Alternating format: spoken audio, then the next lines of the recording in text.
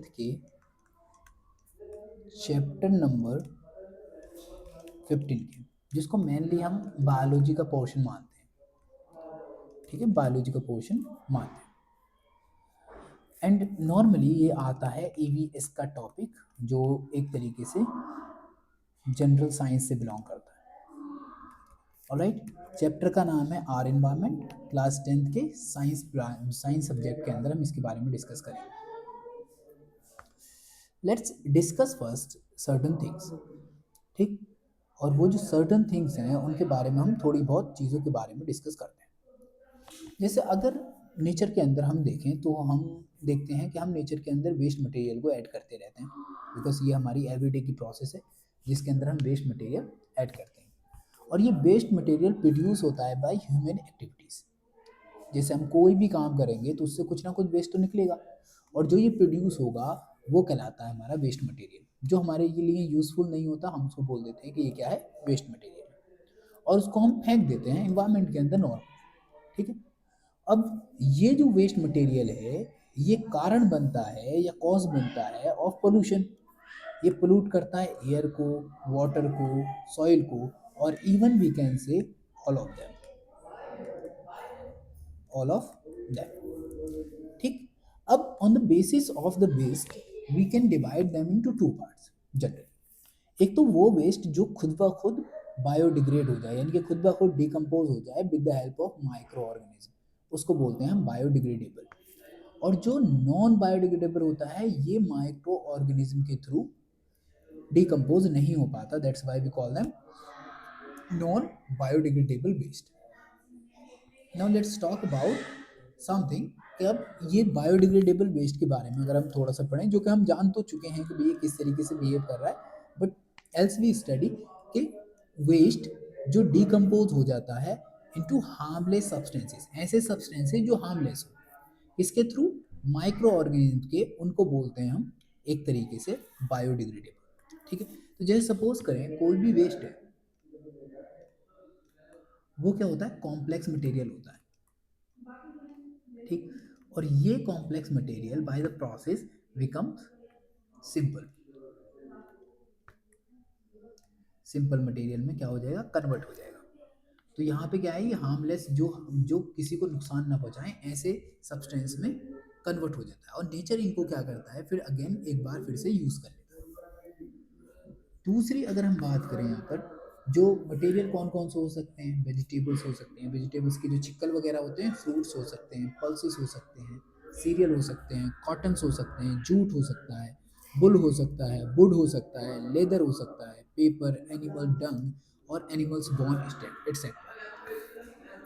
अगर हम बात करें नॉन बायोडिग्रेडेबल वेस्ट की, तो इसकी कंडीशन में क्या होता है, वो वेस्ट आता है जो डीकम्पोज नहीं हो पाता, किसके थ्रू, माइक्रो ऑर्गेनिज्म के थ्रू। यानी कि इनको क्या है, माइक्रो ऑर्गेनिज्म डीकम्पोज नहीं कर पाते हैं। तो इन वेस्ट को हम जनरली किस कैटेगरी के अंदर रखते हैं, हम इनको रखते हैं नॉन बायोडिग्रेडेबल की कैटेगरी में। अब ये चीज़ें हम जनरली बहुत ज़्यादा इन चीज़ों से घिरे हुए हैं। अगर हम एक बार अपने आस पास देखने की कोशिश करें तो वी कम टू नो कि भाई बहुत ज़्यादा तादाद में ये चीज़ें हमको कहीं ना कहीं घेरे हुए हैं, और हम इनका नॉर्मली यूज़ करते हैं। लेट्स से वो कौन कौन सी चीज़ें हैं जिनका हम यूज़ करते हैं। जैसे फॉर एग्जांपल हम अपनी जनरल लाइफ में पॉलीथीन का यूज़ करते हैं, जो कैसा है, एक नॉन बायोडिग्रेडेबल सब्सटेंस है। प्लास्टिक है, सिंथेटिक फाइबर्स है, ग्लास जो हम यूज़ कर रहे हैं, मेटल्स हैं, सिंथेटिक रबर्स हैं, इंसेक्टिसाइड्स हैं, पेस्टिसाइड्स हैं, इस सब के सब किस कैटेगरी में आ जाते हैं, नॉन बायोडिग्रेडेबल की कैटेगरी में आ जाते हैं। और ये नेचर में एक लंबे टाइम तक एग्जिस्ट करेंगे, और जिसकी वजह से क्या होगा, ये नेचर को नुकसान पहुंचाते हैं in many terms of like air pollution, water pollution, soil pollution. ठीक, इन सभी कैटेगरीज के अंदर इनका कोई ना कोई इम्पैक्ट पड़ता है। ठीक है, तो हमने अभी तक इन सब्सटेंस के बारे में पढ़ लिया है। अब हम फर्दर पढ़ते हैं दूसरे, वो है हमारा इकोसिस्टम और उसके कंपोनेंट्स। इकोसिस्टम क्या है, अगर हम इसकी बात करें तो इकोसिस्टम एक रिलेशनशिप है। It shows a relationship ship और interaction between living and non living. ठीक, लिविंग और नॉन लिविंग के बीच में किसको दिखाता है? इंटरेक्शन को दिखाता है। ठीक, तो इसे ही हम समझते हैं इकोसिस्टम कंसिस्ट करता है all the living organism in the area along with the non living components, जो भी नॉन लिविंग कंपोनेंट होंगे और उनका इंटरेक्शन। ठीक है, तो हम जनरली क्या करते हैं, इसको हम दो पार्ट में डिवाइड कर सकते हैं। ठीक, पहला होता है जिसको बोलते हैं हम नेचुरल इकोसिस्टम।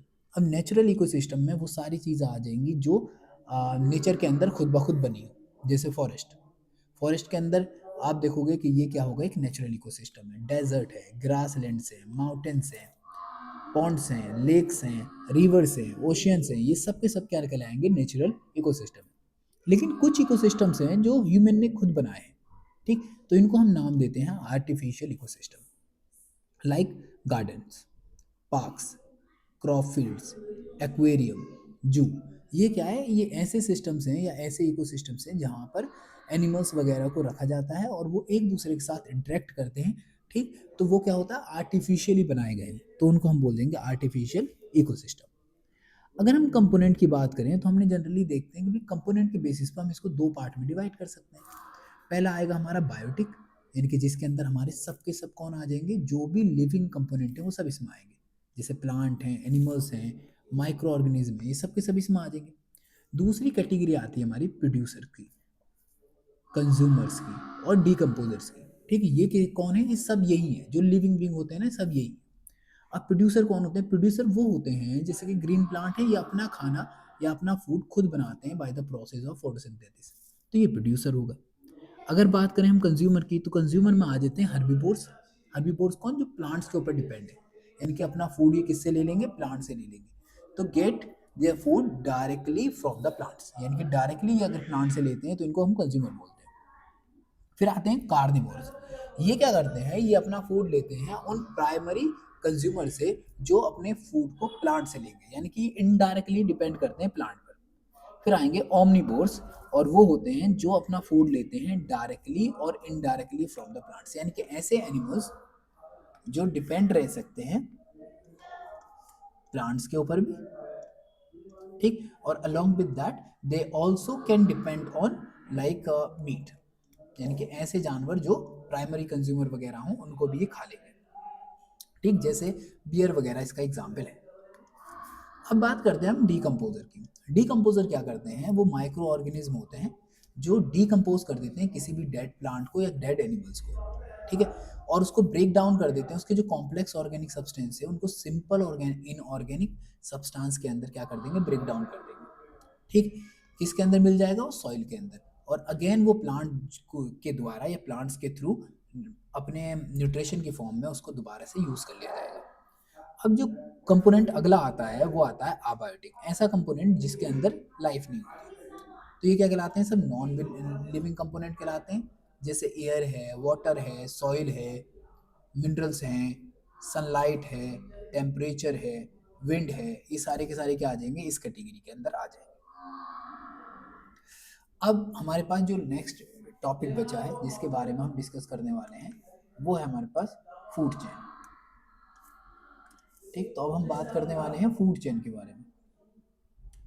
ठीक, फूड चेन में क्या होगा कि food chain is the flow of a food energy, यानी कि कोई एक पर्टिकुलर चीज से दूसरे में फूड एनर्जी को रिप्रेजेंट करता है, one organism to the next and the next to so on.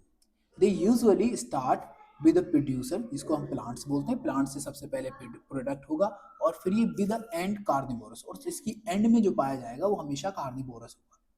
तो food chain, an organism get food from one group of organism. ठीक, तो एक ग्रुप ऑफ ऑर्गेनिज्म से दूसरा ग्रुप ऑफ ऑर्गेनिज्म क्या करते हैं? अपना फूड गेन करते हैं, तो हम उसको बोल देते हैं कि भाई ये क्या है? फूड चेन है। लेट्स से अंडरस्टैंड दिस, जैसे ग्रास है, और वी नो कि ग्रास क्या करती है? फोटोसिंथेसिस के थ्रू फॉर्मेशन करती है फूड का। ठीक, और ये ग्रास क्या है? इसका मतलब ये है प्रोड्यूसर, तो ये हमारा प्रोड्यूसर होगी। अब क्या होता है? डियर इसके पास आएंगी और इसको खा लेंगी, तो हमारी जो डियर है वो है प्राइमरी कंज्यूमर। अब जो डियर्स हैं उसको लॉइन आके क्या कर लेगा? निपटा देगा, तो वो क्या करेगा? वो हो गया हमारा सेकेंडरी कंज्यूमर। तो जो पहला वाला है तुम्हारा ये हमेशा होगा हर्बीवोरस। कैसा होगा? हर्बीवोरस। और जो लास्ट वाला है वो हमारा हमेशा होगा कार्निवोरस। ठीक है, तो ये हो गया हर्बीवोरस और ये हो गया कार्निवोरस। अब बात करते हैं फिर से, अगली चेन है ये हमारे पास, दूसरा एग्जाम्पल है। ठीक, यहाँ पे है ग्रास, तो ये प्रोड्यूसर है, इसको कोई इंसेक्ट खाता है तो ये प्राइमरी कंज्यूमर हो गया। अब इसको फ्रॉक खा लेगी तो ये हो गया हमारा सेकेंडरी कंज्यूमर। ठीक है, और फिर आ जाएगा हमारा स्नेक जो फ्रॉक को खा लेगा, वो हो गया हमारा टर्शरी कंज्यूमर। तो फिर ये फिर से हो गया कार्निवोरस, तो इसको बोलते हैं हम, ये हमारा प्राइमरी कार्निवोरस, प्राइमरी कार्निवोरस। ठीक, और ये हमारा सेकेंडरी कार्निवोरस, सेकेंडरी कार्निवोरस। ठीक है, और ये तो हमारा वैसे ही हर्बीवोरस है। ठीक है, ये हमारा हर्बीवोरस है। अब बात करते हैं हम फिर से, एक चेन है हमारे पास जो ग्रास है, इसके ऊपर मोथ लगता है, तो मोथ क्या करता है? इस ग्रास को खाएगा, और मोथ को खा लेते हैं फ्रॉग, फ्रॉग को खा लेता है स्नेक, और स्नेक को खा लेता है हॉक। हॉक मतलब ये क्वाटरनरी कंज्यूमर हो जाएगा। तो ये यहाँ से लेकर यहाँ तक ये सब के सब क्या है? कार्निवोरस है, कार्निवोरस है। ठीक है, और ये क्या है हमारा? ये हमारा प्राइमरी हर्बीवोरस है, बोरस है। ठीक है, ये प्राइमरी हर्बीवोरस हो गया, और ये तो हमारा प्रोड्यूसर है। ठीक है, जो प्रोड्यूस कर रहा है फूड को। जैसे यहाँ पे एक एग्जांपल है, ये ग्रास है, ग्रास को एक क्रिकेट खाते हैं, इनके छोटे छोटे जो कीड़े होते हैं वो खाते हैं।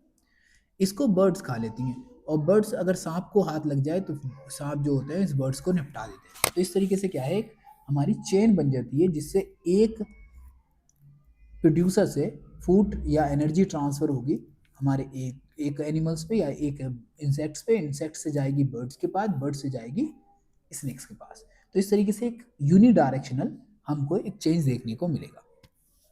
Okay, let's talk about this. यहाँ पर ये रहे प्लांट, तो हम यहाँ पे बात कर रहे हैं मेराइन फूड चेन की, फिर हम बात करेंगे टेरेस्ट्रियल फूड चेन की।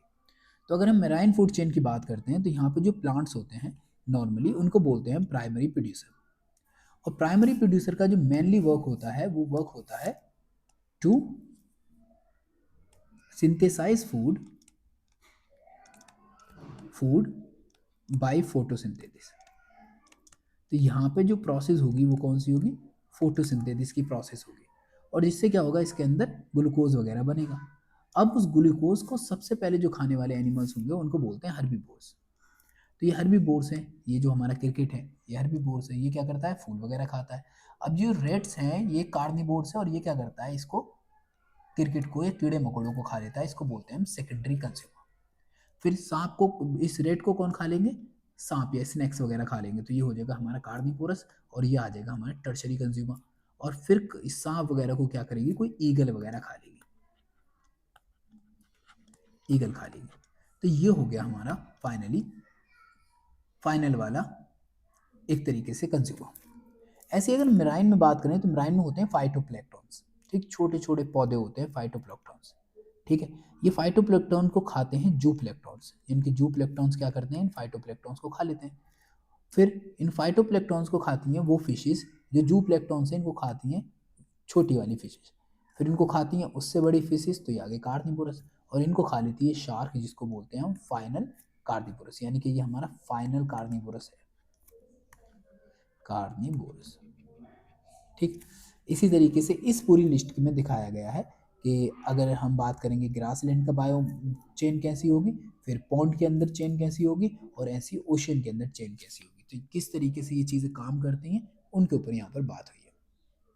ठीक, यहाँ पे दिखाया है फंक्शंस एंड रोल्स।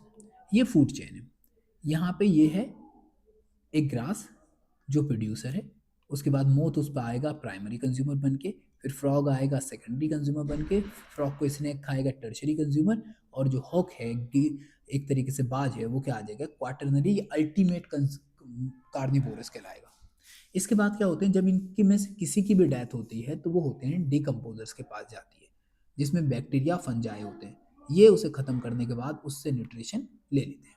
ठीक है, तो किसी भी फूड चेन के अंदर ये सन से रोशनी आई, प्लांट ने फूड बनाया, तो ये प्रोड्यूसर हो गया, फिर यहाँ से प्राइमरी कंज्यूमर, फिर सेकेंडरी कंज्यूमर और टर्शरी कंज्यूमर तक पहुँचा। फिर जब इनकी सब में से किसी की भी डेथ होती है तो यहाँ पे होते हैं डीकम्पोजर्स, ये कहलाते हैं डीकम्पोजर्स। और डीकम्पोजर्स क्या करते हैं, इन सबको कॉम्प्लेक्स मटेरियल से सिंपल इनऑर्गेनिक सब्सटेंस में चेंज कर देते हैं। तो इस तरीके से क्या करती है प्रोसेस पूरी की पूरी काम करती है। हर एक एनिमल्स एक दूसरे पर डिपेंड है। लेकिन क्या हो अगर कि एक से ज़्यादा एनिमल्स एक दूसरे पर डिपेंड हो, तो उसको हम बोलते हैं फूड चेन। ठीक, तो फूड चेन में क्या होता है कि कोई एक पर्टिकुलर एनिमल इंटरकनेक्टेड होता है सेवरल अदर एनिमल से। तो food chain is a group of several interconnected food chains, यानी कि सेवरल बहुत सारी जो चेन है वो एक दूसरे से क्या हो जाएंगी, इंटरकनेक्टेड हो जाएंगी। तो web on organism get food from more than one group of organism, यानी कि कोई भी वन ग्रुप ऑफ ऑर्गेनिज्म से क्या कर सकता है, फूड को ले सकता है। इसमें होगा क्या, जैसे सपोज करो ये एक प्लांट है। अब इस प्लांट के ऊपर क्या है, आप देखोगे तो ये इंसेक्ट जो है, कॉकरोच बोल सकते हैं इसको, तो ये इंसेक्ट भी इस पे डिपेंड करता है, ये लार्वी भी इस पे डिपेंड करती है, और ये सा वाला लार्वा भी जो है इस पे ही पे डिपेंड करता है। ठीक, और ये क्रिकेट भी क्या है, इसी पे डिपेंड करता है। ठीक है, तो इस तरीके से ये सब इंटरकनेक्टेड हो गए। फिर इसके बाद ये जो है ये डिपेंड करता है इसके ऊपर। तो ये आ गया हमारा प्राइमरी कंज्यूमर, प्राइमरी कार्निवोरस। ठीक, जो रेट्स होते हैं वो इस कीड़े को भी खा सकते हैं, और वो रेट्स इसको भी खा सकते हैं, और वो रेट इसको भी खा सकते हैं। ठीक, और वो रेट इस क्रिकेट को भी खा सकते हैं। दैट्स वाई ये इतने सारे इसके पास ऑप्शन है। तो ये बहुत सारी फूड चेन है जो इसको यहाँ तक ले गई। अब इस फूड चेन के अंदर ये जो है रेट, इसको ये आउल खा सकता है। ठीक है, और ये आउल इस बर्ड को भी खा सकता है, और ये बर्ड इस रेट को भी खा सकती है, इस मॉस्किटो को भी खा सकती है, और ये जो रेट है इस मॉस्किटो को भी खा सकता है। तो these are both interconnected with a lot of number of the like animal और ग्रुप ऑफ एनिमल्स। उसे क्या बोल देते हैं हम, फूड चेन बोलते हैं। यानी कि एक चेन के जो है, चेन एक दूसरे में एक दूसरे से अगर ऐड हो जाए तो उसको हम फूड चेन का नाम दे देंगे। अब हम बात करेंगे ट्रॉफिक लेवल की। ट्रॉफिक लेबल क्या होता है, it's a group of same type of animals जो किसी same type of source of energy पर डिपेंड करते हैं। यानी कि जो एक ही तरह के सोर्स ऑफ एनर्जी पर डिपेंड करते हैं, उन्हीं को हम ट्रॉफिक लेबल के बोलते हैं। तो कह रहे हैं कि each step in food chain where transfer of food energy take place is called trophic लेबल। यानी कि कोई ऐसा स्टेप जिसके ऊपर ट्रांसफर ऑफ एनर्जी होता हो, उसे हम बोल देते हैं कि भाई ये क्या है, ट्रॉफिक लेबल। तो फर्स्ट ट्रॉफिक लेबल हमेशा होता है प्रोड्यूसर का, यानी कि वो जो अपना फूड खुद बनाते हैं। तो यहाँ पे ऑटोट्रॉफ्स आ जाते हैं एक तरीके से। ठीक है, ऑटोट्रॉफ्स आ जाते हैं। फिर बात करते हैं हम कि दूसरा जो लेबल आता है हमारा, सेकंड ट्रॉफिक लेबल। तो इसमें क्या होता है, प्राइमरी कंज्यूमर रहते हैं। तो इसमें प्राइमरी कंज्यूमर के केस में क्या होगा कि यू विल फाइंड आउट कि इस प्राइमरी कंज्यूमर में आ जाएंगे हर्बीवोरस, हर्बीवोरस। ठीक है, हर्बीवोरस, तो इसमें आ जाएंगे हर्बीवोरस। ठीक, फिर अगर हम बात करते हैं इससे अगले वाले में, जैसे जिसको हम बोलते हैं थर्ड, तो इसमें आते हैं सेकेंडरी कार्निवोरस। ठीक, और फिर हम बात करते हैं फोर्थ ट्रॉफिक लेवल की, तो इसमें आते हैं टर्शरी कंज्यूमर्स, जिनको हम बोलते हैं टर्शरी कार्निवोरस। तो इसको हम इस तरीके से बताएंगे कि ये जो होगा ये होगा हमारा, ये ग्रुप होगा प्राइमरी कार्निवोरस का, बोरस का, और ये सवाल होता है हमारा सेकेंडरी कार्निवोरस का। अभी हम समझेंगे कैसे। ठीक, तो इसमें क्या होता है कि food energy decreases as every trophic level, जैसे एक ट्रॉफिक लेवल से दूसरे ट्रॉफिक लेवल में जाएगी, एनर्जी क्या होती जाएगी, डिक्रीज करती जाएगी। तो जैसे यहाँ पर आपने देखा कि ट्रॉफिक लेवल ये है, ये सन है, और ये सीधा यहाँ पर प्लांट के पास गया, जहाँ पे फोटोसिंथेसिस होता है प्लांट्स में, एल्गी में और बैक्टीरिया के अंदर, जिनमें भी क्लोरोफिल पाया जाएगा। ठीक, जिसकी वजह से ये फूड जो स्टोर हुआ है इसके अंदर, उसके ऊपर प्राइमरी कंज्यूमर यानी कि हर्बीवोर्स क्या करेंगे, डिपेंड रहेंगे। वो जब इसको खाते हैं तो इनके अंदर एनर्जी क्या होगी, स्टोर होगी। अब इसी तरीके से यहाँ पर आ जाएंगे सेकेंडरी कार्निवोर्स, जो इनको खा लेंगे, इससे एनर्जी इनके पास पहुँच जाएगी। फिर इसको खा लेते हैं टर्शरी वाले यानी कि टॉप कंज्यूमर्स, और एनर्जी पहुँच जाती है लास्ट वाले ट्रॉफिक लेवल। जो चीज़ हमको याद रखनी है कि consumers that feed at all levels उनको बोलते हैं पैरासाइट्स, स्क्वेंजर्स और डिकम्पोजर्स। जैसे सपोज करो कि अगर कोई भी एनिमल मरता है तो उसके मरने पर जो उससे एनर्जी प्रोड्यूस होगी, ठीक, या उसको डिकम्पोज करके जो एनर्जी गेट करेंगे, तो वो पैरासाइट हो सकते हैं, स्क्वेंजर्स हो सकते हैं और डिकम्पोजर्स हो सकते हैं। अब यहाँ पे जैसे इतनी सारी ग्रास है तो ये प्रोड्यूसर की है। फिर इसके ऊपर प्लांट्स के ऊपर ये बहुत सारे जो एनिमल्स हैं ये डिपेंड करेंगे, तो इनको बोलेंगे हम हार्बिवोरस। और ये हमारे प्राइमरी कंज्यूमर की कैटेगरी आ गई। फिर प्राइमरी कार्निवोरस आएंगे जो डिपेंड करेंगे इनके ऊपर ही। ये क्या करेंगे, इनको खाएंगे। जैसे ये रेट है, ये खाएगा इसको, क्रिकेट को। और ये स्नेक है, ये रेड को भी खा सकता है, रेबिट को भी खा सकता है, इसको भी खा सकता है। तो ये आ गए हमारे सेकेंडरी कंज्यूमर्स। फिर जो टर्शरी कंज्यूमर होता है, टॉप मोस्ट, उसको वो बोलते हैं सेकेंडरी कार्निवोरस। और इस तरीके से हमारा एक पिरामिड बनता है और ये इन सबको खा सकता है। ठीक है, तो एक चेन बन गई हमारी।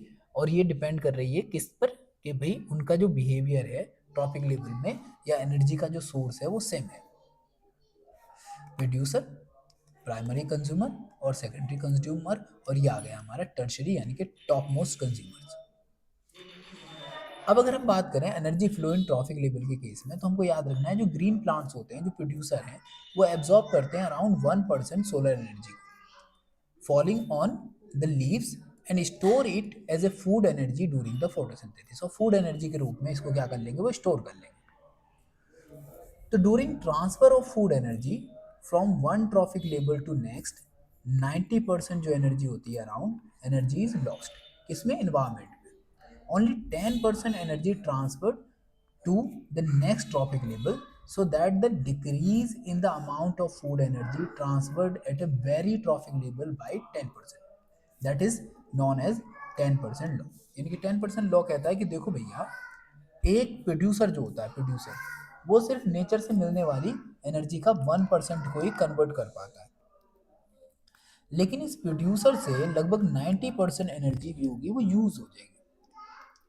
जो अगला कंज्यूमर होगा उसके पास सिर्फ और सिर्फ इसकी 10% एनर्जी पहुंच पाएगी। यानी कि अगर प्रोड्यूसर के पास 1000 किलो कैलोरी एनर्जी है, तो जो प्राइमरी कंज्यूमर के पास पहुंचेगी वो सिर्फ 100 किलो कैलोरी, यानी कि सिर्फ 10% पहुंचेगी। और प्राइमरी कंज्यूमर से सेकेंडरी कंज्यूमर के पास भी 10% ही पहुंचेगी, यानी कि 100 का 10% हो गया 10। और हम जानते हैं फिर टर्शरी के पास भी 10% ही पहुंचेगी, और 10 का 10% होता है 1। तो इस तरीके से तुमको फ्लो ऑफ एनर्जी देखने को मिलेगा, जिसको बोलते हैं 10% लॉ।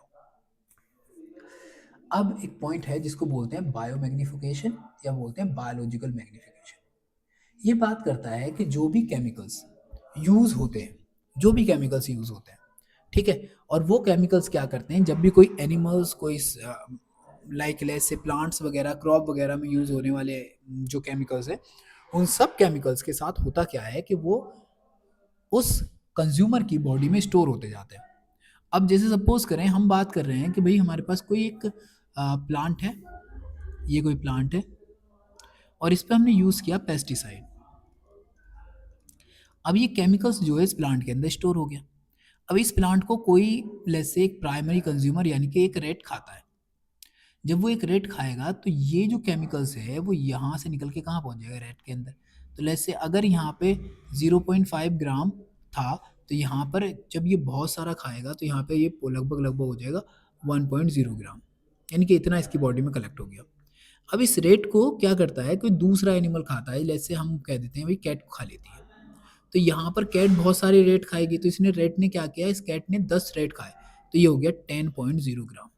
यानी कि ये जो है कलेक्शन जो धीरे धीरे कलेक्ट होता जा रहा है और अपनी चेन के अंदर एक मेंबर से दूसरे मेंबर के अंदर ट्रांसफर हो रहा है, उसे बोलते हैं हम बायोमैग्निफिकेशन। ठीक है, तो जैसे यहाँ पे सवाल है कि भाई कोई हार्मफुल केमिकल्स जो होते हैं जैसे इंसेक्टिसाइड और pesticide which are use to protect crops from insects, ठीक है, and pest absorbed by the plant, यानी कि इनको जब हम प्लांट वर्क पे छिड़केंगे तो ये क्या करेंगे, प्लांट उसको एब्जॉर्ब कर लेंगे, जिससे वो एंटर कर जाएंगे फूड चेन के अंदर। क्योंकि भाई जब तुम कोई ग्रेन वगैरह लोगे, उसे खाओगे, तो उसके अंदर वो पहले से एब्जॉर्ब हुए हैं। तो ये केमिकल्स जो होते हैं ये हम जानते हैं बायोडिग्रेडेबल होते हैं, non biodegradable. They get accumulated in every trophic level, और ये हर ट्रॉफिक लेवल में जो भी उससे अगला कंज्यूमर है उसकी बॉडी में एक्यूमुलेट कर जाते हैं, जिससे इनकी कंसंट्रेशन धीरे धीरे बढ़ती रहती है। Human being occupy the highest trophic level, और ह्यूमन बीइंग क्या है, जो हमेशा ऑलवेज हाईएस्ट ट्रॉफिक लेवल पे आता है, जिस वजह से उसके अंदर कंसंट्रेशन भी क्या होगी, हाई होगी। इससे हार्मफुल केमिकल्स जो होंगे मैक्सिमम उसकी बॉडी में क्या हो जाएंगे, स्टोर हो जाएंगे। ऑलराइट, तो increase in concentration of harmful chemicals in the bodies of the organism at higher tropic level is called biological magnification, और इसी को हम बोलते हैं बायोलॉजिकल मैग्निफिकेशन। देखो इन्होंने इसको बड़े अच्छे से दिखाया है कि जैसे डीडीटी को अगर वाटर में डाला जाता है तो 0.0000003% पीपीएम स्टोर होता है किसके अंदर, जूप्लेक्टॉन्स, या हम बोल सकते हैं इसको फाइटोप्लैंक्टन्स के अंदर। ठीक है, इसके बाद क्या करते हैं, जो जूप्लैंक्टन्स होते हैं वो जो फाइटोप्लैंक्टन्स होते हैं उनको खाते हैं हमारे जूप्लैंक्टन, और उनकी बॉडी में इसकी कंसंट्रेशन पहुंच जाती है 0.04 पीपीएम। इनके बहुत सारी चीज़ों को खाएगा तो इतना हो जाएगा। फिर उसको छोटी छोटी फिशेस खाती हैं, स्मॉल फिशेस खाती हैं जो इस डीडीटी को, जिसमें उनकी कंसंट्रेशन हो जाती है 0.5 पीपीएम। फिर ये ही जो है उससे बड़ी फिशेस जो होती हैं इसको खाती हैं, लार्ज फिशेस, उनके अंदर इसकी कंसंट्रेशन होती है 2 पीपीएम। फिर ऐसी ही बहुत सारी फिशेस को एक ईगल खाएगा तो उसमें डीडीटी की जो कंसंट्रेशन होगी वो पहुंच जाएगी 25 पीपीएम। ठीक, तो DDT concentration increases of 10 million times, यानी कि वो इतनी बढ़ जाती है जिसको हम बोलते हैं 10 मिलियन टाइम, यानी कि यहाँ से अगर तुम इसका अंदाजा लगाओ तो it becomes 10 million times in the highest trophic level. ठीक है, तो हाईएस्ट ट्रॉफिक लेवल पे ये पहुंचते पहुंचते 10 मिलियन टाइम्स पहुंच गए। अब बात करते हैं हम कुछ ऐसी एक्टिविटीज़ के बारे में जो ह्यूमन एक्टिविटीज़ हैं और जो इन्वायरमेंट को हार्म पहुंचाती है। जैसे उनमें से एक एक्टिविटी है जिसको बोलते हैं डिप्लेशन ऑफ ओजोन लेयर।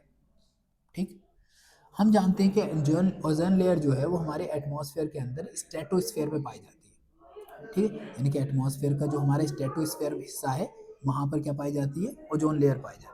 और इसका मेनली काम क्या होता है कि ये सन से आने वाली यूवी रेज से हमारी बॉडी को क्या करती है, प्रोटेक्ट करती है, या अर्थ पे रहने वाले एनिमल्स को प्रोटेक्ट करती है।